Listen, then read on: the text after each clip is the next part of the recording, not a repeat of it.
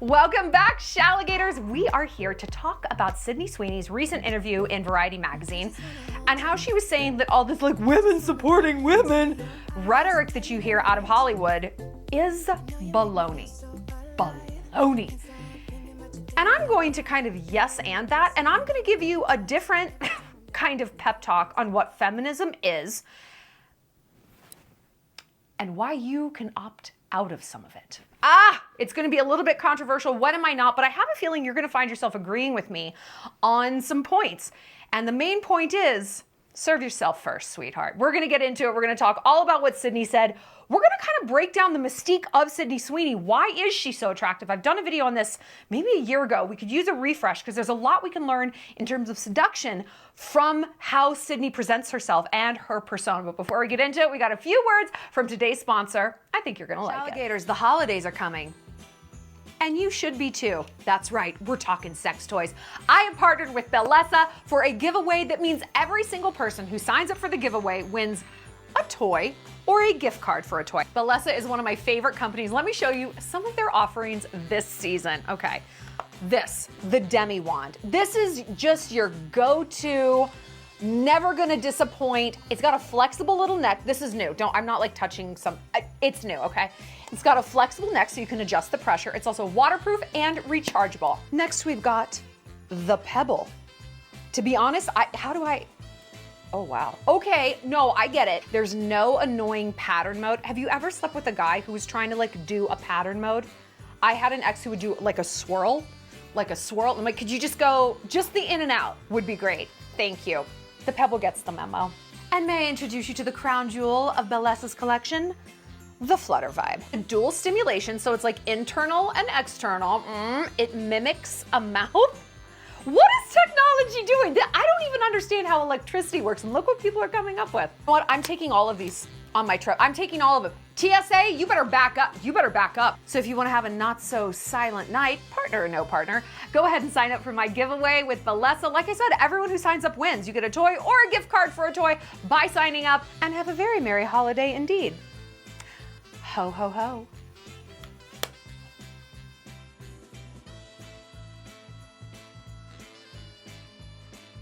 Thank you, other Shallon. Also, I need to apologize for my hair. I let it air dry today, and I'm like, I'm Blake Lively. Girl, you're Vanessa Abrams.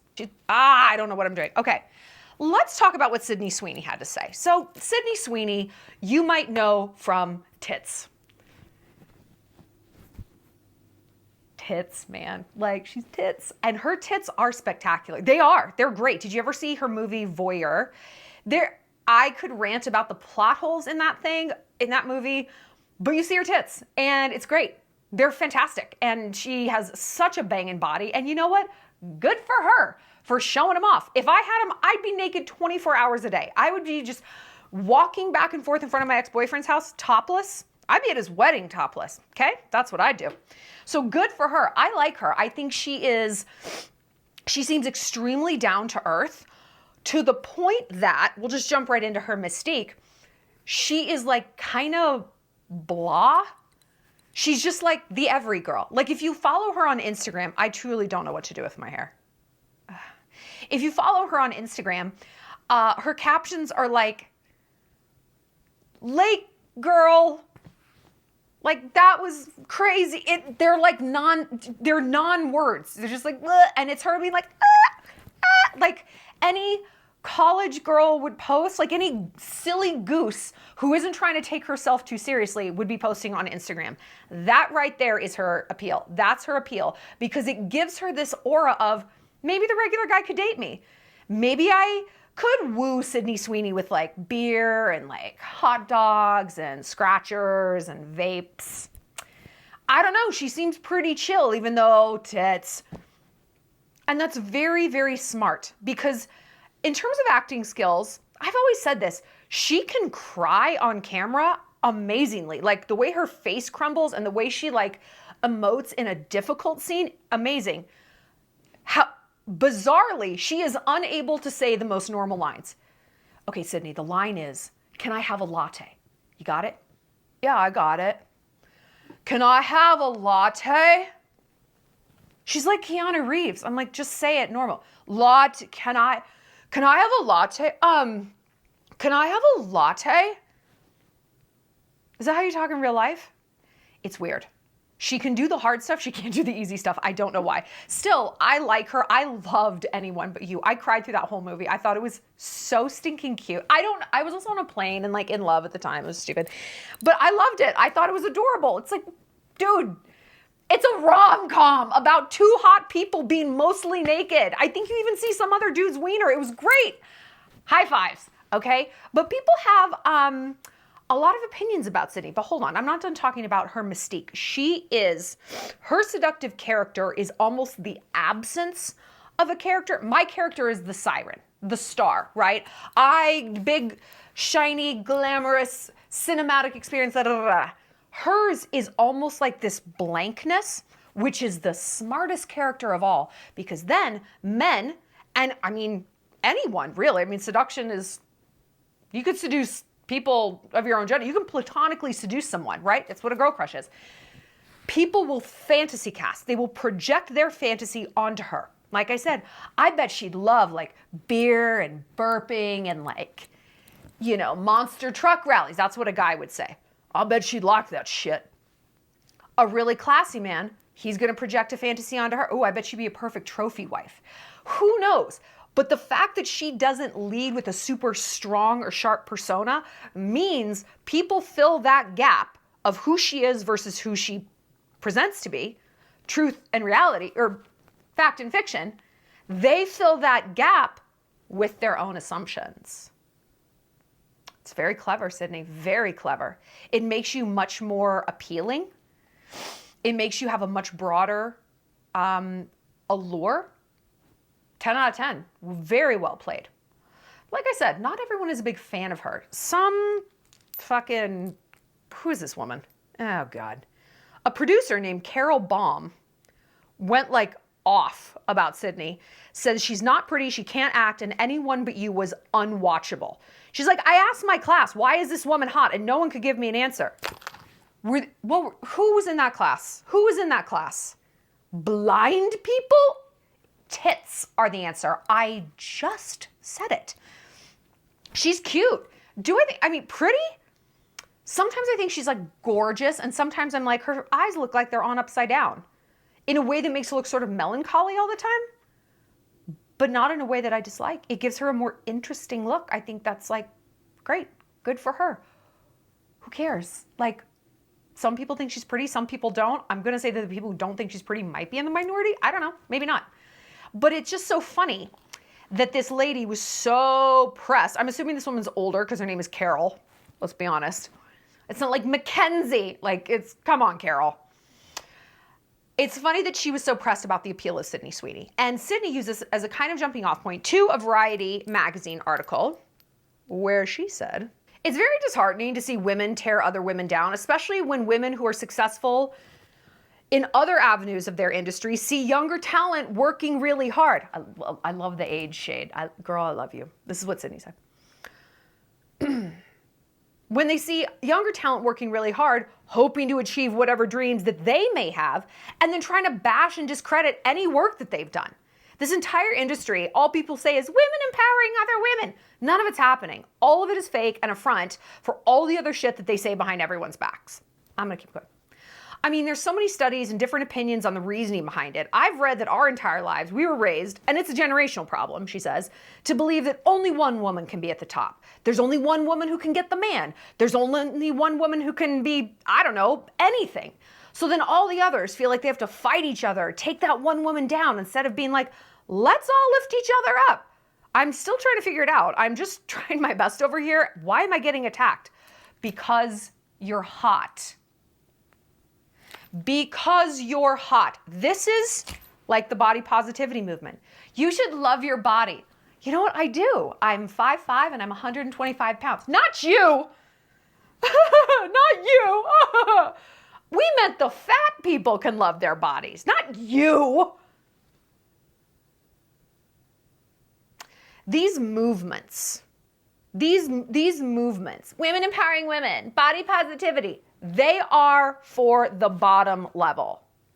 They are for the bottom level. They are not targeted towards anyone who might actually already kind of be doing okay, but maybe they still need some applause and some helping hands and some accolades and some community. No, they can go fuck themselves, which tells me this isn't about community at all. It's not about empowerment. It's about mob mentality. It's about being a bully. I can't be a bully on my own because I don't look like Sydney Sweeney. Their mindset is this. I'm a dumpy pigeon, and so I couldn't bully someone like Sydney Sweeney because she's arguably more powerful than me because she's hot, right? That is her social power. She's hot. But if I get together all of the other dumpies and uglies, like we unionize, and now we can stand up against the hot people. What is this if not the pigeon versus eagle mentality? A flock versus an individual. Weaklings versus an apex predator. And only I would appreciate if the pigeons were like, let's tear down the fucking hot people. I almost admire the people in like the Eat the Rich movement who are like, fuck the rich. It's like, thank you for being so obvious with what you're trying to say. You're unhinged and you're sad.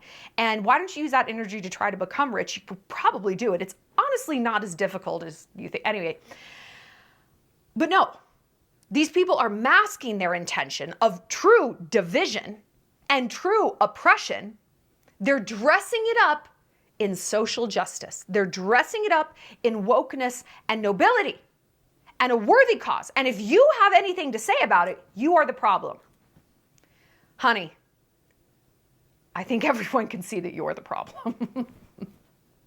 Not because you're fat, not because you're old, because you're hateful. You're hateful. The secret to being a hot girl is simply deciding that you are one. The secret to being an alpha, deciding that you are one. The secret to any kind of confidence is simply deciding. And these people, they had a decision to make, and they chose hatefulness and bitterness. Okay, they are expending the exact same amount of energy. I know because I've taken both of these paths. I know what it's like to be hateful and bitter and pissy and jealous all the damn time. And I realize, shifting this to being truly confident and authentic takes actually the same amount of energy, possibly less. To develop yourself as a truly happy and confident person, you're using the same amount of energy. What is your return on investment? So what Sydney is saying about feminism is interesting to me because this is going to probably sound counterintuitive given what I do for a living, which is truly imbuing you with the power. I hate the word empowering because like everyone uses it. I sell bagels at a farmer's market. I'm empowering women. Shut the fuck. What are you fucking talking about? What are you fucking talking about, dude? We make botanical bath bombs. We're empowering women. Okay, shut up. I truly want to imbue you, like deputize you, alchemize you with the power that is already in there. It's in there. You have this power, but society is forever eroding it because society doesn't want you to have power. It's inconvenient.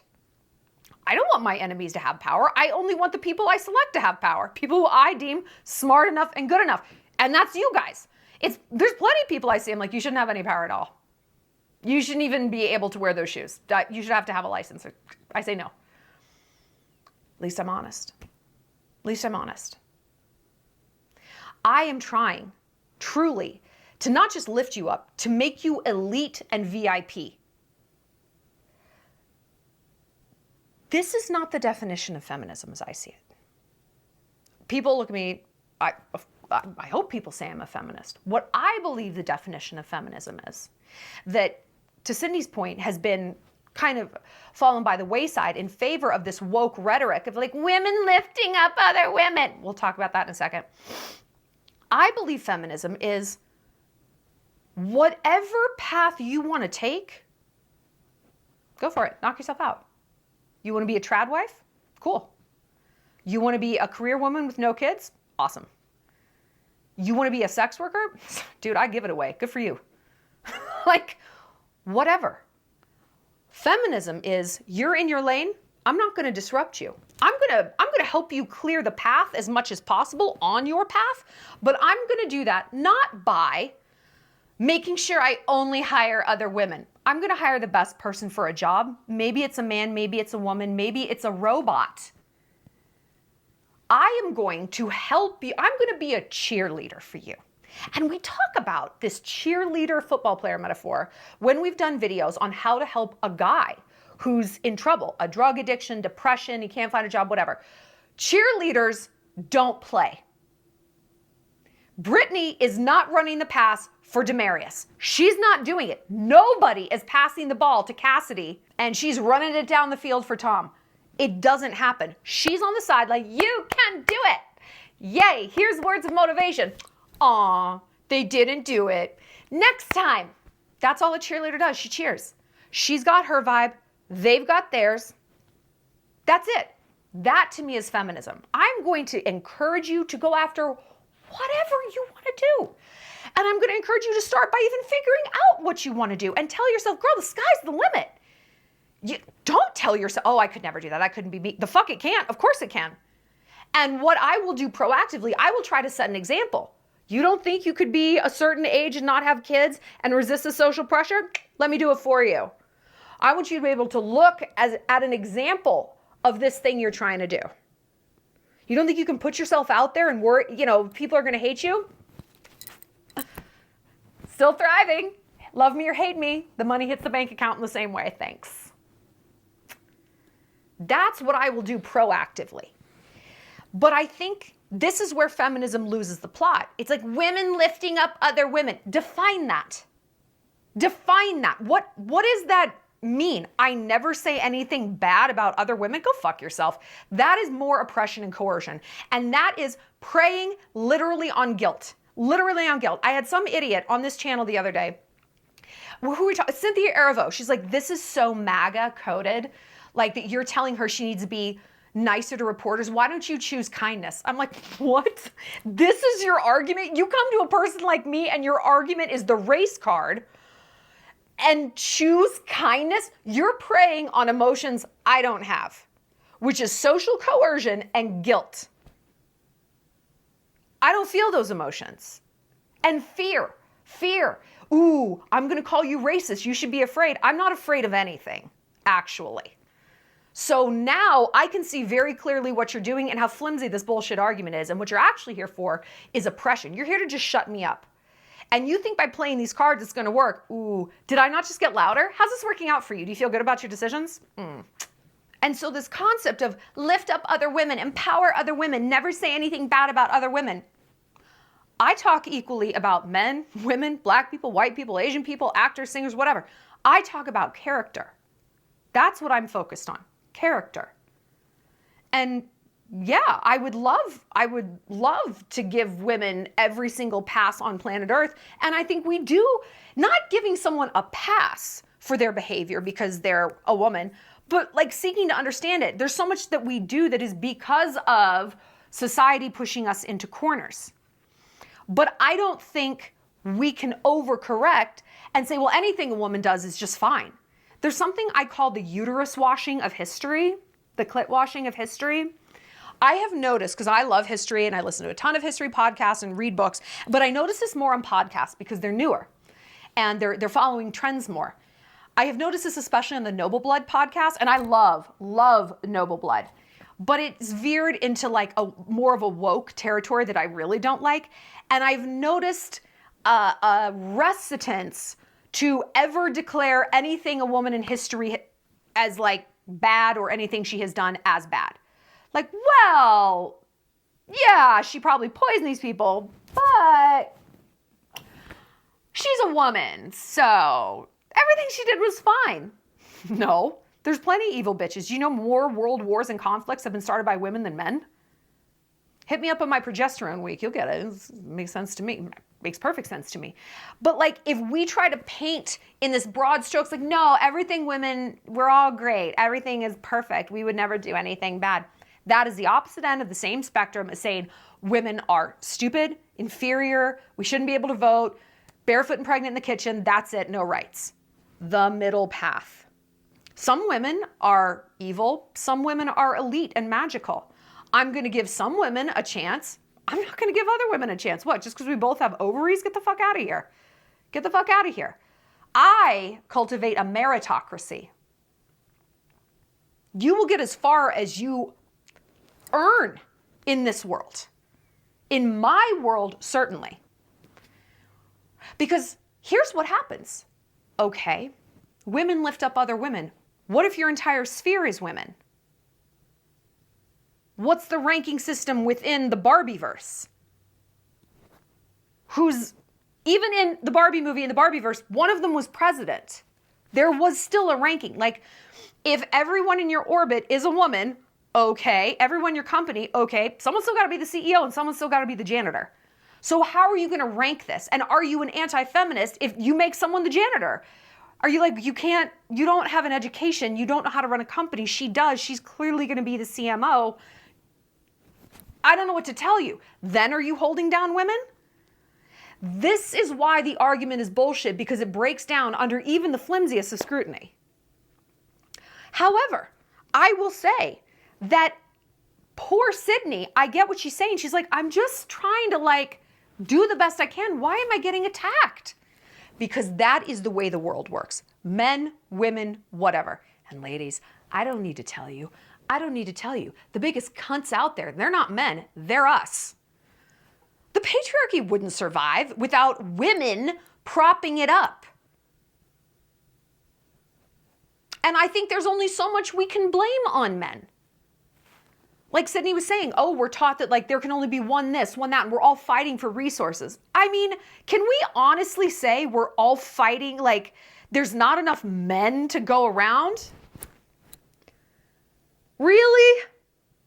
Every time I look at it, I can see one right now. There's a man right outside delivering my Amazon packages. Now, what we could say is, well, there's not that many quality men. Say that there's the cool guy in your town, the rich guy, the one everyone wants. And we all have to fight for him. Yes, you do. Yes, you do. That is how life works. That's how the animal kingdom works. Yeah. You got to go fight for what you want, and the strong will survive. And no, the dumpy, toothless weirdo with 4 DUIs should not get the same outcome as the girl who put herself through Harvard Business School. Why on earth should she? And I look at these body positivity things and women empowering women, and all I see is communism. Communism. That no matter what your effort, you should get the exact same output. Everyone should get the same thing. No. Why should someone who has eaten herself into oblivion and is probably going to drop dead by the age of 40 be walking around with the same confidence in her body that someone has, and they go work out 5 days a week? I'm not saying she can't like herself, but to feel like, oh yes, my body is just as healthy as hers.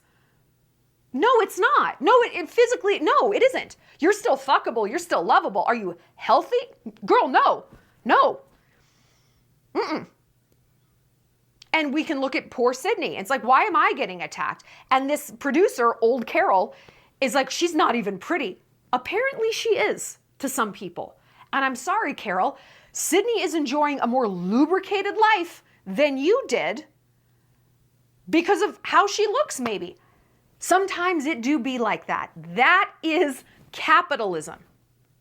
That is a work for it, earn it economy.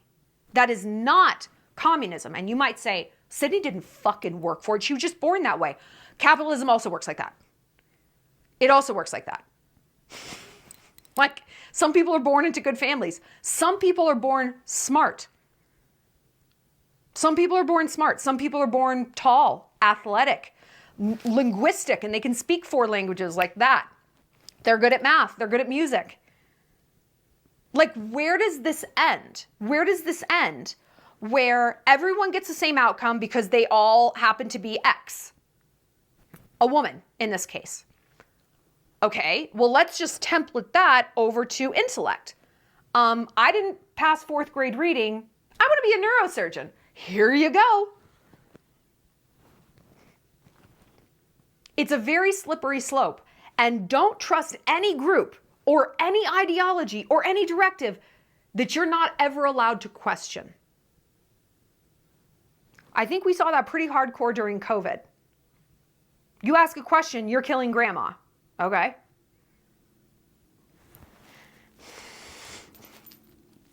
So what's the takeaway here? Fuck them. Fuck everyone but you. Everyone but you. You come first. You come first. I come first. I protect my peace, my goals, my schedule, my time, my likes and dislikes. You know one thing? This is so weird, but this is like where it started. This like kicked off my like selfish girl revolution, which leads to an authenticity revolution, which actually ironically makes you so much more generous and more loving because you're not coming from a scarcity mentality all the time. You're like, mine, mine.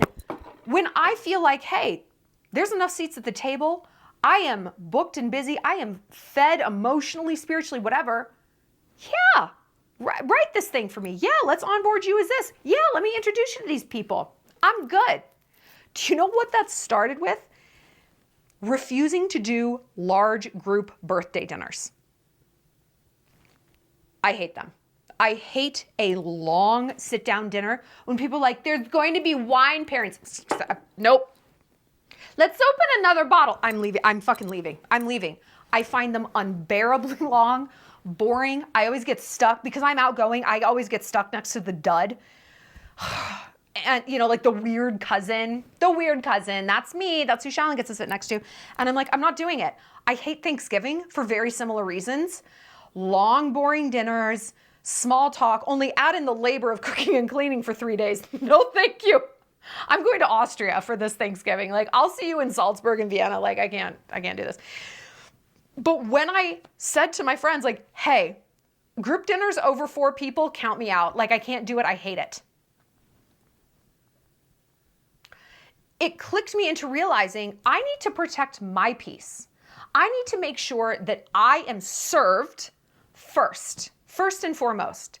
Then, like I said, the trickle-down effect is I don't feel so like such a martyr all the time. Like, and I didn't even want to go. And I spent $85, but I didn't even have 2 glasses of wine. We've all had that internal monologue, right? And you're just like, you're foaming at the mouth in the car, leaving a voice note to your other friend. Like, and she ordered 3 appetizers and I didn't even have any. You're just, right? Imagine if you had the guts to be like, no thanks. I love you, happy birthday, but no thanks. And you got to come first. You got to come first. What I see with this faux feminism, women supporting women, listen. How about we're not there yet? Okay? How about we don't have, fine, what Sydney is saying is true. We're all like fighting over resources. How about we focus on getting out of that beggar's mentality? That's our job for right now. Instead of women supporting women, women supporting themselves.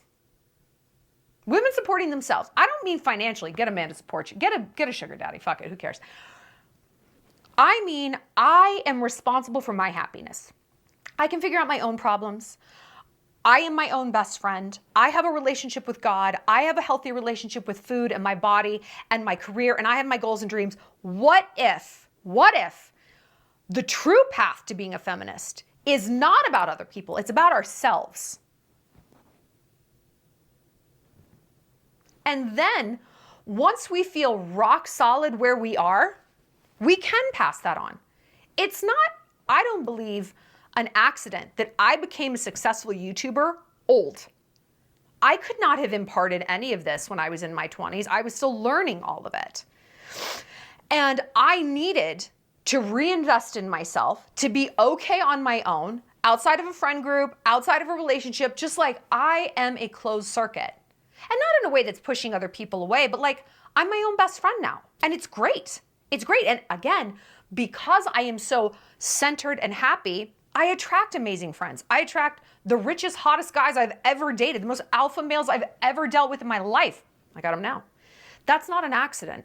It's also not an accident that now I'm in the place truly to help women become better, because I'm not like, but if you, I don't want to meet you, you're too pretty. I love it when I see a pretty chick. I'm like, oh my God, pretty chick, new bestie. I love it. I love a successful badass. Can I just tell you what some of the girls, who they were at Evil Meet, the event we just did in New York City? Oh, one was a math influencer. I love you. We have a PhD, MD candidate from Princeton, private chefs, sailors, like in the Navy, 2. One girl in the Army, a girl opening up a spray tan business. I'm like, and all hot beauties, beauties. Serena, don't talk to that guy anymore, by the way. And Leah, I worry about that. None of these men are worth your time. None of these men are worth your time, Leah and Serena. Okay, anyway. I'm just so impressed by these girls. And hey, maybe when I was 24, I would be intimidated. But that's when we reinvest. And when women are in that like, ooh, like nervous jealousy mode, the last fucking thing you should be telling them to do is help other women. Because they're, first of all, no, they don't want to. Don't tell people to, no, they don't want to. They're not going to do it well. They're going to undercut you. You've had friends. I have had this, oh my God, so many times. Friends who will set me up with a guy and then go out of their way to sabotage it. And I'm like, why did you do that? Madison, why did you set me up with Carlos just to sabotage it? Why did you do that? Because I know that you did. I know you did. What's the point? And the point is, they know who they should be. They know they should be lifting up other women, and they should want to see their best friend doing super well. They are simply not there. It is simply not real. It's not real. And so it's like this itch they have to scratch. The itch of destruction and oppression. I would rather look those women in the face and say, get the fuck away from me. Don't set me up with anyone. I will fend for myself, and you should probably tend to you because you got some open wounds here. Okay? Actually, don't go out and make friends. Don't go to networking events because you're not fit to do it. You're in a bad place. Before you can help yourself or anyone else, well, before you can help anyone else, you have to help yourself. So to me, that's what feminism is. It's self-investment. It's reinvestment. And again, these groups are going to tell you, no, you need to always be lifting up other women. Oh, like you? So I need to use my very limited emotional resources, whether it's I'm immature or I'm exhausted or I'm broke or whatever it is. No, I should use these little grains that I have to feed you. Otherwise, I'm not a feminist? Okay. No, me first. It's a cold world out there, and no one is telling men to lift up other men. Dave, you and Landry really should be lifting each other up. I'd be like, what the fuck? No, these aren't conversations that men have, and men get to run the world. You know why? Because it is completely okay for them to be selfish. It's healthy and positive. It's healthy and positive. And yes, we say all the time, an alpha male isn't a pack leader. He is a pack builder, for sure. But first, he does have to demonstrate that he's a leader. And that means he is fully formed.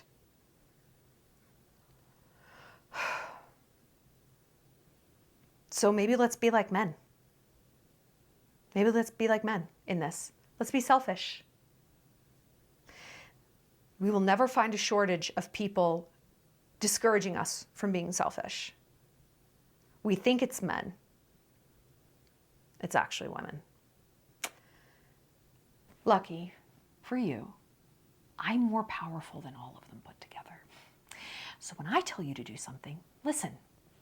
Because I'm trying to steer you truly onto the right path. I want you to be selfish as fuck. I want you to look out for yourself and your dreams because this is your life. This is your life. No one is living it for you. I hope not. No one's going to fix you if you get sick. No one's going to pay your bills. You have to look out for you. That's the good news and the bad news, is that you get to look out for you. You have to, but you get to. So make it worth it. Make it fun. Make it about you. Tell me what you have to say about Sydney Sweeney, and We will be back next time. I'll see you later, alligators.